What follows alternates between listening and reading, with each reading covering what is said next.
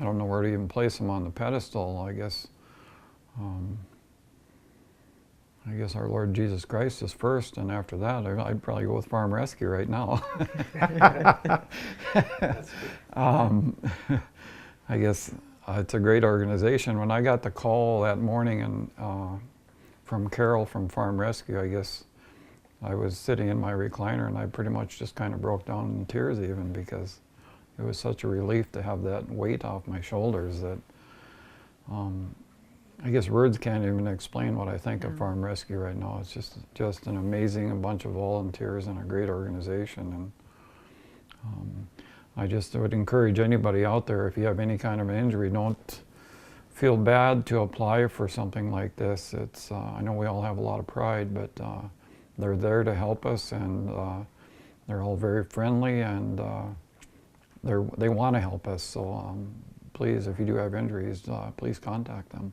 I work at the Minnewacan school, and I'd gotten, the principal of the school came to the door and said that someone had gotten hurt on the farm. And at that time I knew it more than likely was only Greg.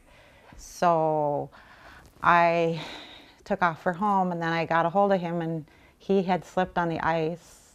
He had fallen and slipped on the ice that was under the snow, and at that time then his knee went back, so he tore his quadricep tendon and the muscles also in there. So the ambulance came and picked him up, and I guess I met them in Devil's Lake. From day one, I was limited to 0 weight on my leg for 2 weeks, and then after 2 weeks of healing after surgery, well, then I could put 25% of my body weight on my leg for the next 4 weeks, and then they upped it again a little further by 6 weeks.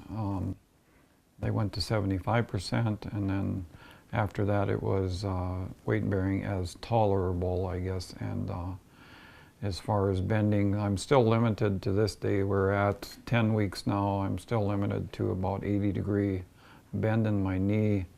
I'm still wearing a brace most of the time when I'm outside. Around the house, I'm getting around pretty well now, but I was quite limited to doing pretty much nothing for the first 6 weeks. Farm Rescue is basically keeping our livelihood for us. Without them, it would have been a part of our life that we probably would have had to give up, or another part of our life we would have had to give up would have been part of the livestock or something if they wouldn't have come in and helped us. What they're doing for us is that they put in the wheat here a couple weeks ago, and then we also have soybeans and sorghum to put in, which they're going to do. But it was too early in the planting season when they were here the first time, so they moved on to another area and came back now, and they are going to be doing the soybeans and the sorghum when it dries up again. So I guess I've heard about Farm Rescue the past few years. I've read news articles and things when they've been kind of in the area. Where I really heard about them was, I believe, 2-3 years ago when Laura Dukeshire over by the Drake Animus Bullflower area got injured quite seriously with a car accident, and I knew them at the time, so when they came and helped them harvest that fall, that was a real eye-opener for me. It's quite an organization, so I'm very blessed. Yeah, it was very difficult to ask for help. I mean, we are, like most farmers, we are pretty independent and like to take care of ourselves and our neighbors. If the neighbors get hurt or need help, of course, we would be right there to help them. And when I got injured, I guess there was a lot of things running through my mind as far as, renting out. We even thought about just selling the cows and really not knowing what to do.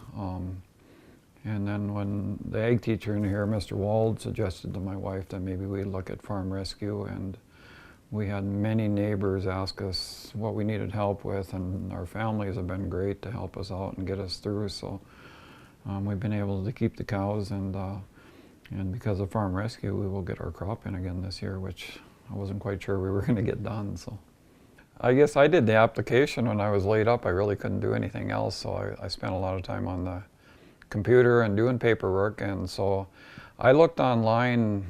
I looked at Farm Rescue over them 3-4 weeks before I actually applied. I looked at it, I printed the application out. It was really hard for me to fill out. Not that it was hard to fill out, but it was hard for me to do because I didn't really want to ask for help. But it was very simple to fill out. I guess, you know, as far as comparing it to doing taxes, it was nothing like that. It was pretty simple. The hardest part was just asking for help, I guess. The volunteers, they really know what they're doing. They informed me when they were coming, and when they got here, basically we had to just give them our seeding rates and our pounds for our fertilizer, and they calibrated the drills and just went in and did an amazing job. They don't sit still very long. They come and go and before you can even blink. So great, knowledgeable people. I guess the ones we've had so far, a handful of them have actually worked for John Deere or implement dealers, I guess, or are retired farmers. They've all had experiences in the equipment or farming or something, so they're very knowledgeable, and so it kind of puts you at ease too. They know what they're doing. Well, as far as the sponsors are concerned, I guess we'll probably never be able to thank them enough in our whole lifetime by just even doing business with them. RDO, it's amazing that the amount of equipment that they, you know, donate every year for farm rescue to use, basically. I mean, that's a tremendous donation. We're very thankful for them. You know, Bremer Bank, Walmart.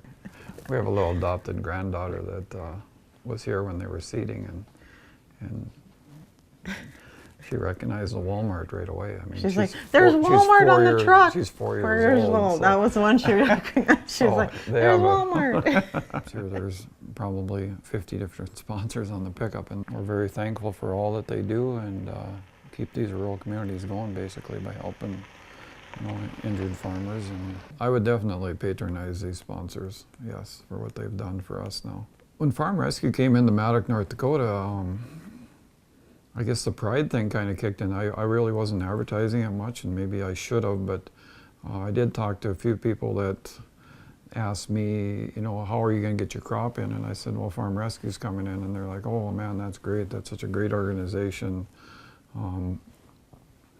I don't know if you've heard things in town. I heard a lot of things too in town when people would ask us that, and they were like, really, you know, to be thankful for that, for Farm Rescue to come in and help us out. And you know, it is a great organization for them to come in and help. Now, I was kind of surprised too when you mentioned Farm Rescue. I mean, everybody knows who they are, I guess, and what they do. So, I mean, they are very well known. So, if you have to miss a year, it might just end your, you know, your livelihood for the rest of your life. And somebody like Farm Rescue can come in and keep you going on that year when you have an accident or have a bad year. I mean, just saving the livelihood of many farmers over the years is just amazing. So I would say there definitely is a need for Farm Rescue. A lot of the old time days when somebody got hurt, there was 30 neighbors that would come in and put your crop in or harvest it. And nowadays, you might be many miles from a neighbor and you probably don't, you know, they've got so much of their own work to do, they just can't do it anymore. And without Farm Rescue, it might end the livelihood for a lot of smaller farmers especially.